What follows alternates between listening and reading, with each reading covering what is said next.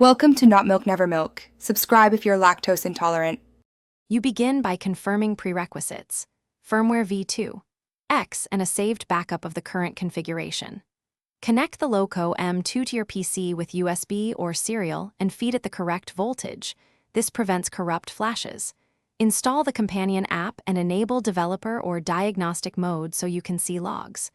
Once connected, open the app, allow driver installation, and perform an initial device identity check. This step ensures the device is responsive and ready for parameter updates. Now you move into the core configuration, network and control parameters. Set the network to DHCP or assign a static IP if you need remote management. Make sure gateway and DNS are correct. Then adjust motor curves, PWM frequency, and current limits to match your locomotive's hardware to avoid overheating.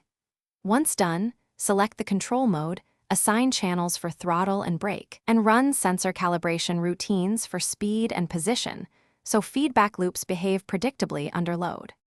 To finish, save the configuration and run staged power-up tests. Idle, low speed, then full load, observing temperatures and current draw.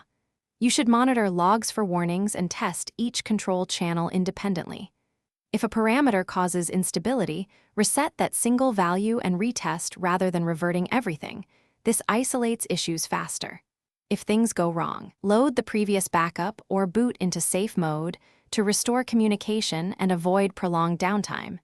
This is your quickest recovery path. Thanks for watching. If this was helpful, leave a like and consider subscribing. See you next time.